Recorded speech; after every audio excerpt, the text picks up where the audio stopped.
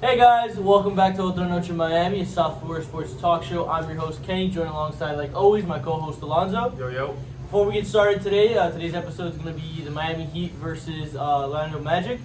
Before we get started into that, there's an explanation we got to give to you guys. We have been MIA a little bit, more than usual, and I just want to say it's been obviously the holidays, Christmas and all that, but also I've gone through 2 separate COVID scares where I've had to get tested, and I didn't want him to be, exposed. And then on top of that, now recently my wisdom teeth have started to grow out. I'm going through it basically, so that's why we haven't been making the episodes. But we're back now, so hopefully. So we're really excited, man. Today's game was a pretty good game. We beat the Magic 93 to 83. Kept them to 83 points. Pretty good defensive effort. What did you see from the boys today? First and foremost, glad to see Jimmy back. We got the boy back. Jimmy P back on the way, and here we go. I was going to say bring up the... I'm bringing up the stats, the box score, everything right now. We haven't lost it, ladies and gentlemen. Great win, especially from the defensive perspective. Overall, struggled in the first half, first quarter, especially shooting the ball. We didn't have a 3 in the first quarter. We had our first 3, I believe it was Caleb Martin. Yeah.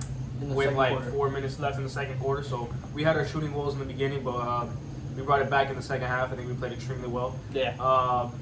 Fanboying right now. YURTSZN, first start of his career. Baby. Big year. First start, first double-double. Yes, sir. Love to see it. Love to see him getting the minutes. Like to see that that we haven't lost our, our not footing. I don't know how to explain it. Lost our feeling, without Kyle Lowry tonight. First game without Kyle Lowry. Yeah. We don't lose our identity out there. Exactly. Yeah. I like to see that we're picking up the slack as far as the ball handling duties with Gabe Vincent and Tyler Hero. Tyler Hero before he got ejected, in my opinion, was a soft ass call. Late in the game, he had 8 assists in the game. Great to see that. So did Gabe Vincent.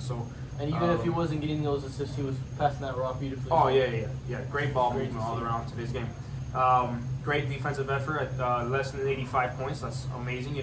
Albeit a pretty bad, understaffed Magic team. The G League Magic team out there, but still with about 6-7 guys out, key players out.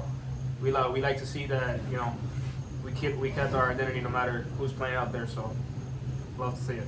Yeah, no, I couldn't agree more. That point that you made about the 3-pointers.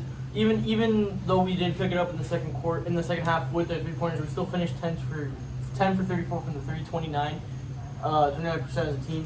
That's still pretty arse, if you ask me. Yep. But it didn't feel like we were shooting 29%. I don't know. Some of the threes that we were hitting were big time to stop any type of the beginning of momentums or runs for the Magic. Mm-hmm. Something you pointed out before the episode started today.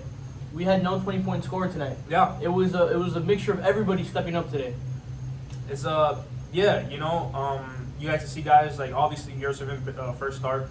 Big game. 16 points, 15 rebounds. Yes, that's a big double-double. That's a big double-double, especially on the rebounding aspect. Yeah. Even Jimmy Butler got in the rebound party. He had a double-double as well. Yep. But I think it was a great overall team win. Like Kenny said that I told him earlier.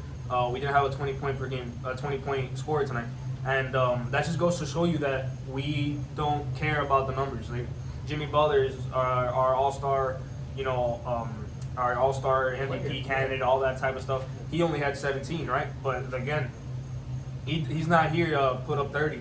He will when he needs to, but it just goes to show you how good this team is, how deep this team is. That we don't need a flashy guy like that to go off and drop 20 every night for us to win. Yeah. And Tyler only had 2 points, so yeah, that's crazy. Jimmy Butler came back. It was fun to have him back. But another return today was Caleb Martin. Oh, yeah. And Caleb Martin just keeps proving, he keeps becoming a fan favorite for us. Right? Didn't lose beat. Yeah. Didn't lose from his first game that he kind of stepped out, he had a 10-point game. I forgot what game it was. We've always been, you've always been saying, he doesn't change the way he plays whenever the game happens. Yeah. He doesn't, he just plays his game, and he's kept doing that all year round. And he's improved his game. Dropped another 17 points tonight. Was really big part of the team tonight, just like how everybody else was here on the team. Yeah. Struce keeps improving. Struce keeps looking good. Was loose. The Struce wasn't as loose tonight, but was definitely loose. Gabe Vincent, again, another guy just like great all-around game from Gabe yeah, Vincent. just like Caleb Martin, a dude that's not gonna change the way he plays. Was playing pretty good defensively. I want to say this real quick about Gabe Vincent. It might be a little bit of a hot take, but I see a little bit of Russell Westbrook in Gabe Vincent. That's just me though. Maybe a little bit better on the 3-point. Not obviously, not to the level that he is, right, or he was at one point. Yeah. Westbrook's still one of the better point guards in the league. Barring, well, not barring, but considering what he's done in the past. This season he's had his struggles, but I see a little bit in him. As far as his overall game. I definitely think he's a better 3-point shooter than Russ was or is.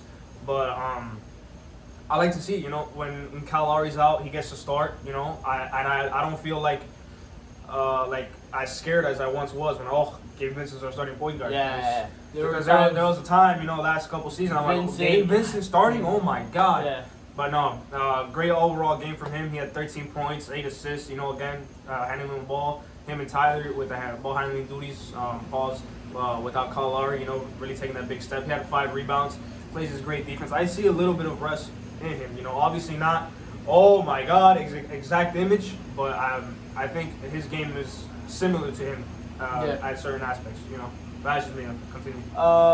And then another play I want to talk about is UD. UD is coming in and being not just like a backup emergency. Like he's being productive out there. He's gonna have to too. Yeah, and he's stepping up. 8 points tonight.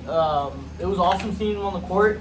And if years of the past, you would be lucky to see him play more than 10 games in the whole year. Yeah. And now he's like coming out every night and contributing. Which is awesome to see. We love UD, and it's going to shut the people up who are always like, why is he the 15th guy on the roster? Yeah, right. Why not give some young dude a chance? This is why. Yeah. Something I'm noticing here, I have obviously the box score, and we see everybody's that's out. Even though, Jimmy Butler came back, if you look at the guys that are out, that could still be like, look at this lineup. We would have Markieff Morris, Kyle Lowry, PJ Tucker, and Bam. And Victor Oladipo. That's 5 guys right there. Those are 3 all-stars. Yeah. Lowry, Oladipo, once upon a time was an all-star, before all the injuries. Indiana, Oladipo. Bam, obviously an all-star, Lowry. And PJ Tucker's a quality starting player. Denman was balling out right before he got injured. We have a quality starting lineup in our injury reserve list. Like, Jesus, I can't wait for them to come back. I can't wait for everyone to be on this team healthy. There's going to be a point if everybody comes back healthy where Caleb Martin's going to be the 12th guy in the rotation. 14th guy. It's insane. So I can't wait to see that. Hopefully, that's a good problem to have. By the way, that's a great problem to have. Hopefully, Spo can find a way to get everybody involved. He will.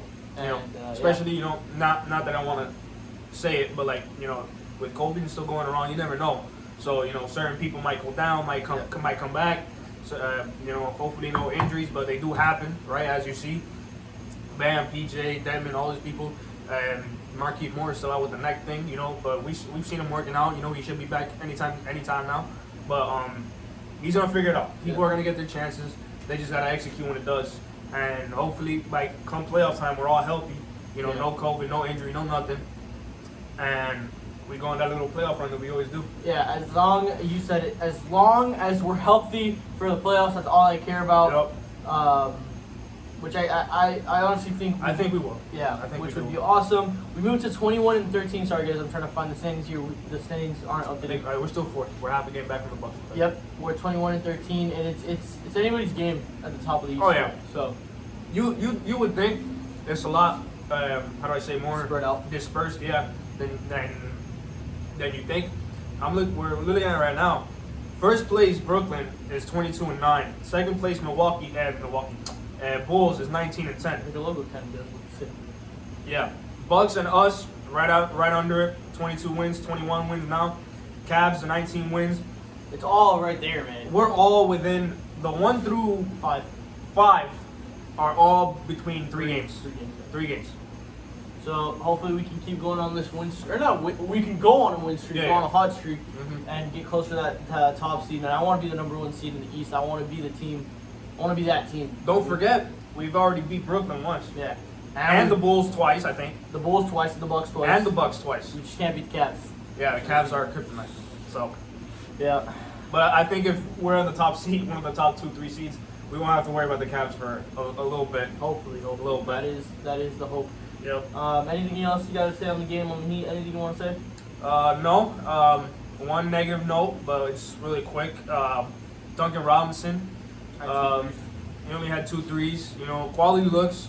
You just want to see him fall for him. You know, but I think he passed the ball pretty good. he made a couple playmaking. You know, he had a couple playmaking moments there. Yeah. Not a bad game. You know, but definitely not a Duncan Robinson game.